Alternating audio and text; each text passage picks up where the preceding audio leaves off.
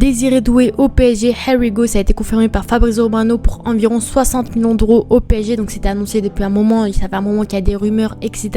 Mais pour le moment, il n'y avait aucune info officielle, on va dire, mais là c'est Fabrizio Romano qui l'a dit, donc pour moi, si c'est Fabrizio, ça veut dire que c'est officiel, donc on va enfin en parler, analyser un petit peu le joueur, voir qui il est et voir un petit peu est-ce que c'est une bonne solution au PSG et comment il pourrait être adapté potentiellement. Donc bien sûr, on va voir un petit peu qui il est de manière générale. Donc Désiré Doué, il a seulement 19 ans, c'est un 2005, donc c'est un jeune prospect français à l'heure actuelle.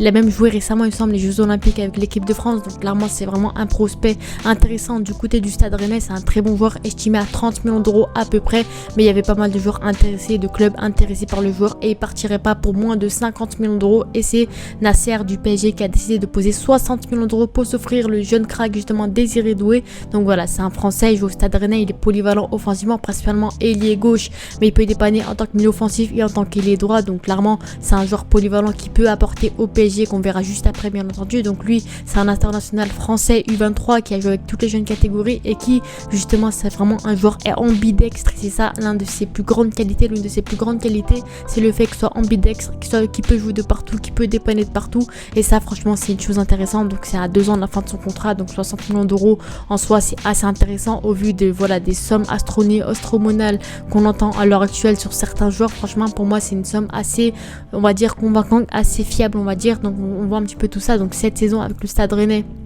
quand on voit un petit peu ses stats qu'il a pu offrir et toutes les minutes de jeu qu'il a eu avec le Stade Rennais, c'est vraiment intéressant.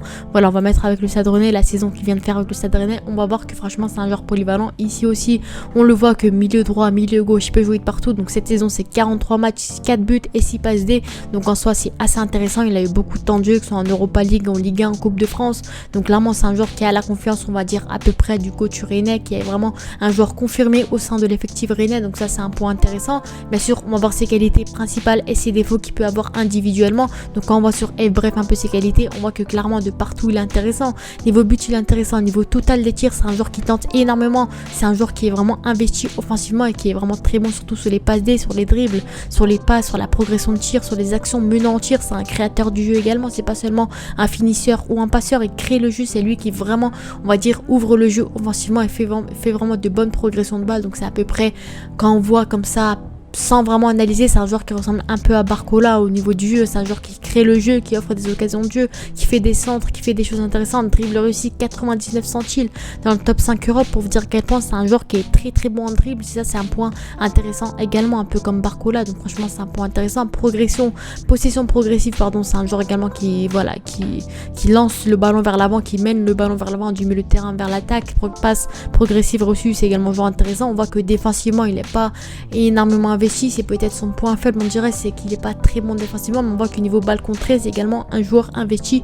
Donc de ce côté-là, pour moi, c'est vraiment intéressant. On voit que par match, il tente à peu près 3 dribbles et il fait partie du 99 centiles. Donc clairement, on voit que parmi les dribbles, il fait partie des meilleurs dribbleurs à l'heure actuelle d'Europe. Donc clairement, ça, c'est un point à ne pas sous-estimer, bien entendu. Et de ce côté-là, c'est l'un de ses points les plus forts, on va dire, et c'est ça qu'on voit sur WhoScored justement.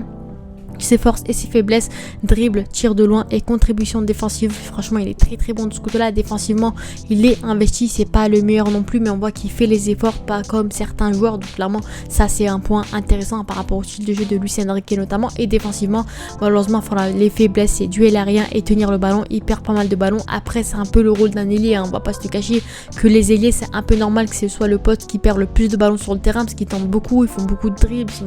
C'est les joueurs qui créent le jeu, on va dire, qui font progresser le jeu, donc c'est un peu normal qu'ils perdent des ballons.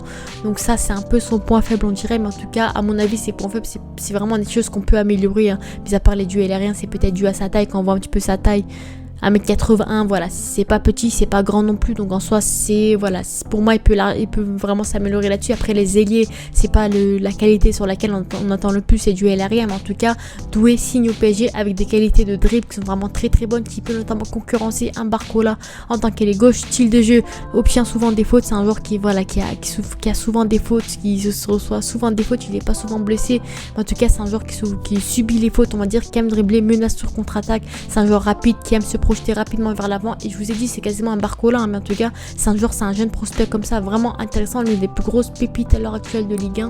Donc clairement, pour moi, c'est un très bon coup de la part du PSG. Il aime tacler, il commet souvent des fautes. Ça, c'est peut-être un défaut, on va dire, commettre souvent des fautes. Ça veut dire qu'il se prend souvent des cartons, qu'il n'est pas vraiment, voilà, discipliné, on va dire, défensivement. Mais en tout cas, c'est un joueur qui investit, qui a la niaque, qui a la rage.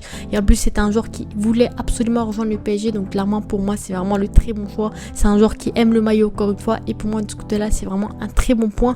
Mais on voit que les derniers matchs, c'était un peu compliqué. On va pas se cacher que ce soit aux Jeux Olympiques, il a eu très peu de temps de jeu. Il a marqué un but contre la Nouvelle-Zélande sur un match qui comptait pas vraiment. Mais en tout cas, voilà, c'était un peu compliqué. Il avait pas beaucoup de temps de jeu. Il faisait peut-être vite fait des entrées de jeu, on va dire. Mais mis à part ça, c'était compliqué. Notamment les derniers matchs.